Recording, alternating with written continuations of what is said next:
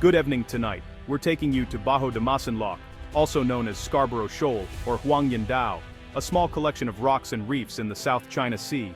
This unassuming shoal is at the center of a high-stakes dispute between the Philippines and China.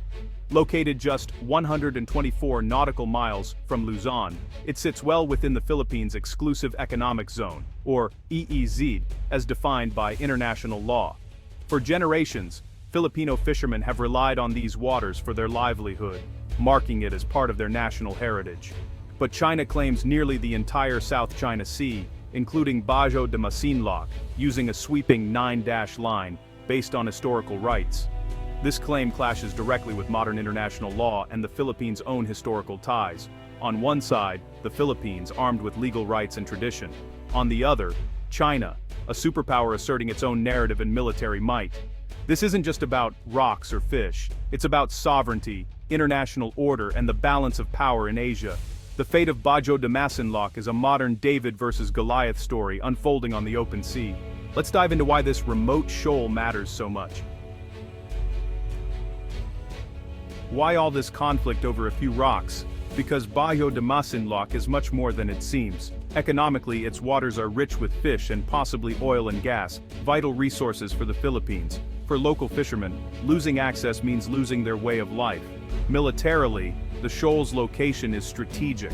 Whoever controls it can monitor and potentially control a key shipping corridor in the South China Sea. For China, it's a forward outpost to project power. For the Philippines, it's a front line of national security. A foreign military presence here would be a direct threat to Luzon, the country's main island. Symbolically, the shoal is a test of wills, China's assertion of regional dominance versus the Philippines' fight for sovereignty. For the world, it's a test of whether international law can stand up to raw power. If a powerful nation can ignore legal rulings and seize territory, what does that mean for global stability?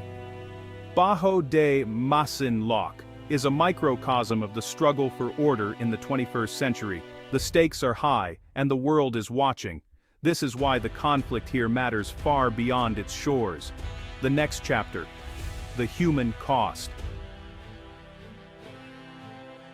To understand Bajo de Masinloc, listen to the Filipino fishermen. For them, this isn't geopolitics, it's survival. Before 2012, fishing at the shoal was routine and bountiful, supporting families and communities. But after 2012, everything changed. Chinese Coast Guard ships began blocking access, chasing away Filipino boats, and sometimes using water cannons. Fishermen describe being treated like intruders in their own backyard. Forced to fish closer to shore, their catches shrank and incomes plummeted. Many fell into debt or left fishing altogether, devastating entire coastal communities. The ripple effect is felt everywhere, from markets to boat repair shops. The sense of loss and injustice is deep. These are ordinary people caught in a power struggle, feeling abandoned and powerless. Their simple plea to fish in the waters their ancestors relied on. Their voices remind us that territorial disputes have real, human consequences. When nations argue, it's often the most vulnerable who pay the price. The fisherman's struggle is at the heart of this story. Now, let's look at how the standoff escalated. 2012 was a turning point for Bajo de Masinloc. A standoff began when the Philippine Navy tried to apprehend Chinese fishermen poaching endangered species at the shoal. Chinese maritime ships intervened, blocking the Philippine vessel and sparking a tense face-off. The world watched as both sides refused to back down, raising fears of military conflict. The US brokered a deal. Both sides would withdraw. The Philippines complied, but China did not. Chinese ships stayed, solidifying control over the shoal without firing a shot. Since then, China's Coast Guard and maritime militia have maintained a near-constant presence, blocking Filipino access. The 2012 standoff showed China's willingness to use maritime power to change the status quo. For the Philippines, it was a harsh lesson in the realities of power politics. The shoal was lost, and the struggle to reclaim it began in earnest. This moment redefined the dispute and the region's balance of power. The next phase, China's cabbage strategy. Here's how it works. After 2012, China tightened its grip on Bajo de Masinloc using the cabbage strategy. The shoal is surrounded by layers of ships' Navy warships on the outer ring, Coast Guard vessels in the middle, and a swarm of maritime militia, civilian fishing boats, at the core. This multi-layered blockade makes it nearly impossible for others to enter. The maritime militia blurs the line between civilian and military, complicating any response.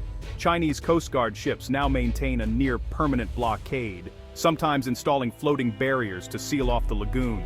Philippine vessels approaching the area are met with aggressive maneuvers and water cannons. These encounters are often filmed, showing the world the dangerous standoff at sea. China's goal: enforce its claim and create a new reality on the water.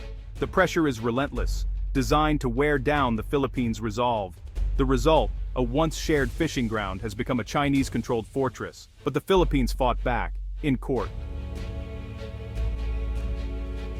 In 2013, the Philippines took China to the Permanent Court of Arbitration in The Hague, invoking UNCLOS. The case challenged China's 9-dash line and sought clarity on maritime rights, not ownership. China refused to participate, dismissing the tribunal's authority. In 2016, the court ruled overwhelmingly in favor of the Philippines. It declared China's 9-dash line had no legal basis and that China had violated the Philippines' rights by blocking access to the shoal. The ruling was legally binding, but China rejected it outright, calling it waste paper.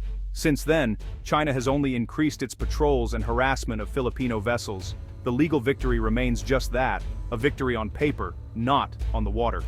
The world took notice, but the situation on the ground didn't change. The next question: how does the world respond? Let's look at the international stakes.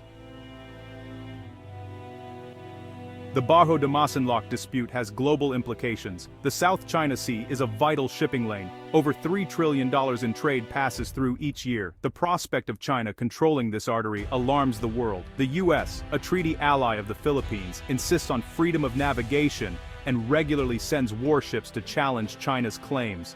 Other regional powers, Vietnam, Malaysia, Brunei, and Japan, watch closely, fearing similar tactics in their own disputes. Japan, Australia, and European nations have increased security cooperation and naval presence in the region.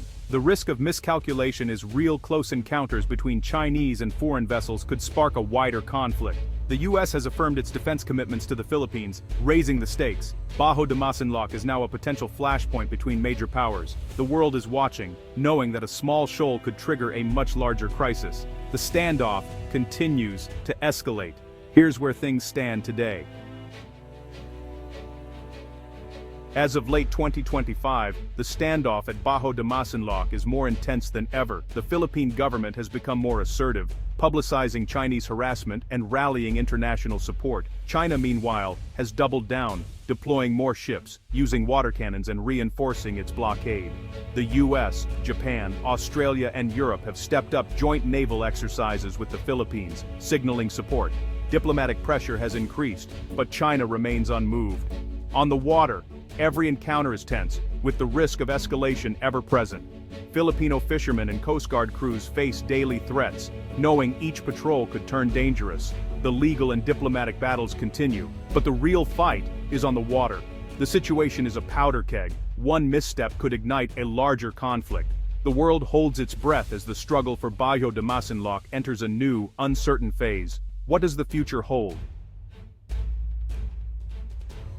The future of Bajo de Masinloc is uncertain and fraught with risk. Neither China nor the Philippines is likely to back down. Compromise seems out of reach. The standoff could escalate, with China using more aggressive tactics and the Philippines pushing back with international support. The risk of an accident or miscalculation grows with each encounter. Diplomacy remains a distant hope, but a breakthrough could one day open the door to joint management or shared access.